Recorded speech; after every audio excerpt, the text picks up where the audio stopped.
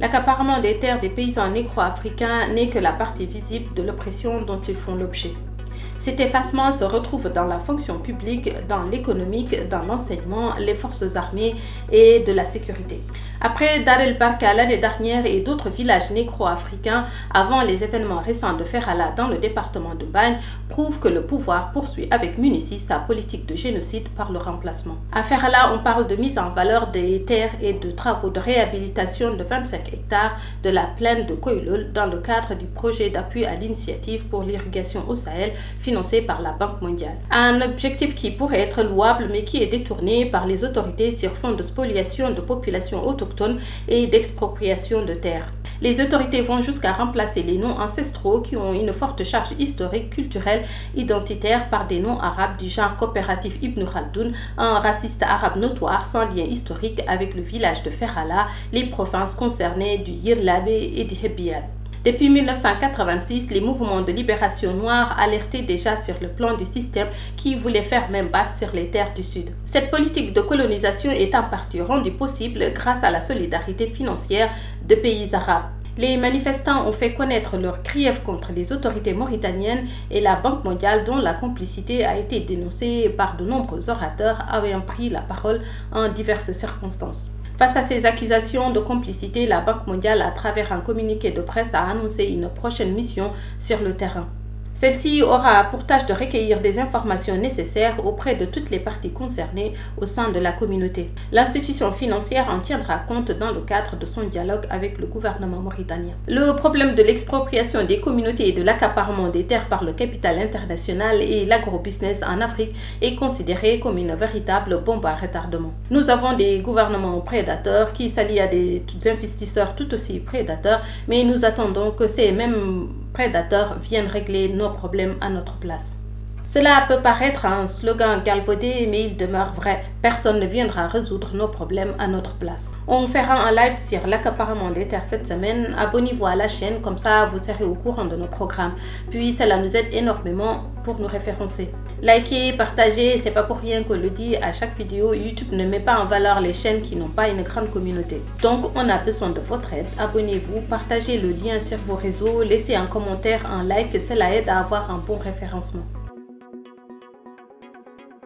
Chers récaprimiens, j'espère que vous allez bien en ces temps troubles. C'est dimanche, il est 18 h. Au sommaire de Récaprime, l'accaparement des terres par les autorités et la résistance des paysans. Pendant que les populations sont occupées à lutter contre la cherté de la vie, l'opposition se bouscule pour le dialogue ou concertation nationale. Chacun veut paraître sur la guest list du président. On dirait que c'est le bal de promo de l'opposition. L'autre grande concertation, c'est l'éducation nationale. Toutes les écoles publiques sont fermées. On continue de parler d'éducation nationale. On parlera aussi du nouveau parti dans le paysage de l'opposition, Balatouré, coordinateur du SPD, Sursaut populaire démocratique. À l'international, on voulait parler de Sonko, mais on a eu peur. Dans cette affaire, c'est où tu es un sonkiste ou un maquiste ethniciste. Donc on ne parlera pas de l'affaire Sonko. D'ailleurs, cela ne sert à rien. Tout le monde est devenu juge, expert balistique, expert en sciences gynécologiques, gendarme, magistrat, témoin. Les faits, on s'en fout. Laissons le peuple aller dans sa folie. Attendons sagement que tout le monde retrouve ses esprits. Donc pour l'instant, on va parler de Mauritanie. Rappelons que quelques jours avant la première réunion de l'opposition, la presse rapportait que la direction de l'UPR avait informé ses membres de l'annonce imminente par le président de la République d'un dialogue social. Une information aussitôt démentie par le parti, puis tout le microcosme politique se demandait d'ailleurs pourquoi social plutôt que politique. Une feuille de route a été publiée sur les questions à soumettre à l'éventuel débat. Des thématiques jugées pertinentes par nombre d'analystes politiques qui permettraient de dépasser les questions qui fâchent, notamment celles de l'esclavage, de la cohabitation des communautés, en somme de l'unité nationale. Les partis d'opposition se sont rencontrés au domicile de Messaoud Ould Belkhair pour la 10e fois. Cette invitation du président de l'APP intervient au lendemain de la controverse née la semaine dernière à propos de la feuille de route lancée par la coordination des partis. Le Le parti Tawassoul avait pris part à la réunion organisée en janvier dernier par le président de l'APP. Malgré des dissensions au sein de l'opposition, Ould Bouhlkhir avait voulu transcender les clivages pour mieux préparer la concertation. Le parti Tawassoul, de son côté, avait rencontré le président de la JDMR, Ibrahim Mokhtar Sarr. Les deux ne font pas partie de la coordination des partis représentés au Parlement, donc ils n'ont pas participé à la rédaction de la feuille de route, considérée comme la première étape vers une concertation nationale. Tawassoul a donné le feu vert à la direction du parti pour participer au dialogue prévu en avril 2021. Le parti veut une communication continue avec tous les autres partis afin d'en assurer le succès et d'obtenir le plus grand consensus. Il souhaite assurer la consolidation de la démocratie et élever le niveau du processus politique en Mauritanie. Je souris seulement. En attendant, même si l'on peut mettre à l'actif du nouveau président l'apaisement de l'arène politique de la relative normalisation des rapports avec l'opposition, sa gouvernance ne diffère que très peu de celle de son prédécesseur. Razouani maintient une pléthore de conseillers au palais à la prémature, opère des choix de nomination incompréhensibles alors qu'on attendait d'une réduction conséquente du train de vie de l'État. L'administration reste toujours inefficace, pour preuve la présence quasi constante devant le palais présidentiel de citoyens réclamant des solutions à leurs problèmes. Les hakem wali et même ministres ne leur sont manifestement d'aucun recours. Pour ce qui est du passif humanitaire, les veuves, orphelins et rescapés le vivent toujours en souffrance. L'incompréhension atteint même les rangs de la majorité, dont certains élus expriment désormais leur ras-le-bol face aux lenteurs et hésitations du gouvernement. Le ministre de l'Éducation nationale, Mohamed Melaïline Ould Bouhlkhir, a évoqué en ce qui concerne la réforme sur l'éducation l'importance d'investir dans les ressources humaines. Avec une masse salariale passée de 48 milliards d'Ouguya à 63 milliards au cours des 2 dernières années et le démarrage de la construction d'infrastructures scolaires dans le cadre du programme. La réforme concerne en premier lieu l'enseignement de base et commencera à donner ses fruits dans 6 ans à la fin du premier cycle primaire. La programmation est étalée sur plusieurs années. Il y a quelques jours, les régions de l'Est ont relancé le programme de nutrition scolaire qui est lié directement à celui du président de la République concernant la lutte contre la pauvreté et la marginalisation. Les fameux plats de mafé qu'on a vus sur les réseaux sociaux. Il s'agit d'une approche nouvelle consistant à intégrer les cantines dans les politiques nationales de lutte contre la pauvreté à travers la délégation Tazour et le commissariat à la sécurité alimentaire. Plus concrètement, une aide aux citoyens démunis par la prise en charge alimentaire de leurs enfants. Le choix des écoles qui en bénéficieront dépendra de la situation économique des zones concernées et du nombre des élèves. Pour ce qui est de l'évaluation des enseignants, la réforme envisagée passe par le recrutement de 1700 enseignants et 400 prestataires de services. Cette année 2021, le département compte engager plus de 1200 nouveaux cadres en plus d'inspecteurs et de formateurs des écoles normales d'instituteurs. Pour entrer à l'école normale, il faudra désormais justifié d'un bac+5 pour garantir la qualité de l'enseignement.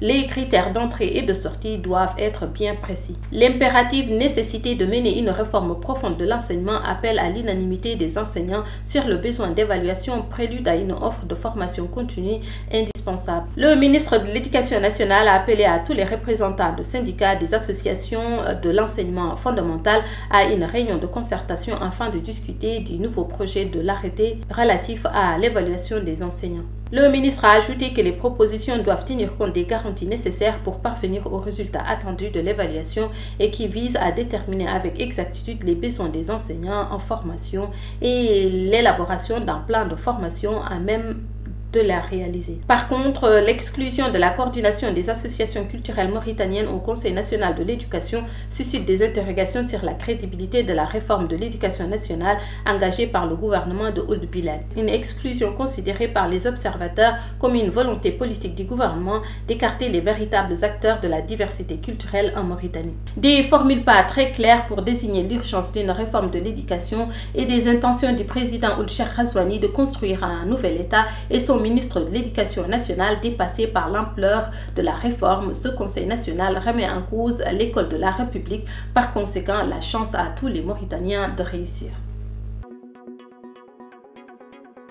Bala Touré, coordinateur du mouvement Sursaut populaire démocratique, membre fondateur de IRA Mauritanie, ancien secrétaire aux relations extérieures et secrétaire général du parti RAC, a annoncé la semaine dernière lors d'une conférence de presse la création d'un mouvement politique dénommé le Sursaut populaire démocratique. Bala Touré et ses amis désapprouvent le rapprochement avec le pouvoir initié par le leader du mouvement Biram Dahabed depuis l'arrivée au pouvoir du président Razouani. Il y a eu 3 rencontres entre le président Razouani et Biram, mais ils ont constaté que les promesses n'ont pas été suivies d'effets positifs. Ils n'ont pas remarqué de changement sauf dans le sens de la régression. Ils se battent depuis toujours contre les violations des droits humains, violations qui perdurent, torture publique, étudiants battus, femmes battues dans les rues et expropriation foncière. Face à une telle situation, ils ont eu du mal à comprendre le comportement sinon l'attitude de Biram face au régime pour lequel il ne rate aucune occasion pour distribuer de bonnes notes. Razouani 10, Razouani 10,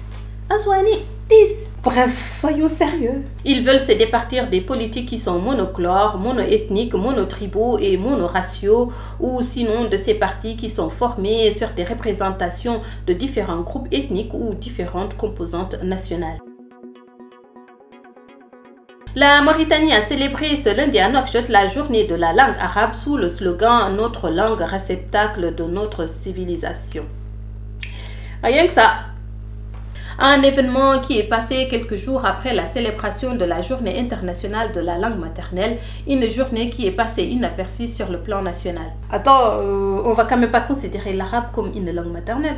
C'est pas une langue maternelle l'arabe. Rassurez-moi, sinon on n'aurait pas une journée internationale de l'arabe quelques jours après. Parce que sinon ce serait pas bien, non? Comme si l'arabe n'est pas une langue maternelle comme une autre, il lui fallait son jour spécial.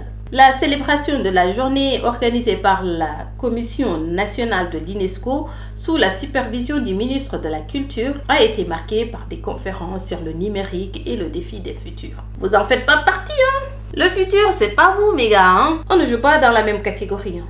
Bref, les intervenants ont été unanimes quant à l'importance que représente le renforcement de la place de la langue arabe dans l'avenir et dans l'économie mondiale. Quand je vous disais qu'on ne jouait pas dans la même catégorie. Et ils ont souhaité qu'elle soit un lien fort pour unir les citoyens du pays. Il faudra quand même qu'on sache de quels citoyens il s'agit. Mais comment une langue imposée de force peut être le ciment d'un pays? Mohamed Ould Abdallah a souligné que les Mauritaniens ont le devoir d'accorder à l'arabe le respect et la primauté que lui accorde la Constitution. Vous avez compris? La primauté de l'arabe sur vos langues. Cela ressemble un peu à du forcing. Si la langue arabe est aussi utile qu'on le dit, nul besoin d'en faire une loi ou un devoir. On devrait l'adopter instinctivement. Or, personne n'en veut de cette langue, y compris ceux qui ont été forcés de se définir comme arabes. Le ministre mauritanien de l'Intérieur, Mohamed Salim Ould Merzouk, a rendu visite au premier ministre malien Mokhtar Ouane et Abdoulaye Maïga, ministre de l'administration territoriale du Mali. Lors de la réunion de la commission ministérielle chargée de la gestion des frontières entre le Mali et la Mauritanie, il a souligné le fait que les deux pays font face à des défis liés à la sécurité et au développement.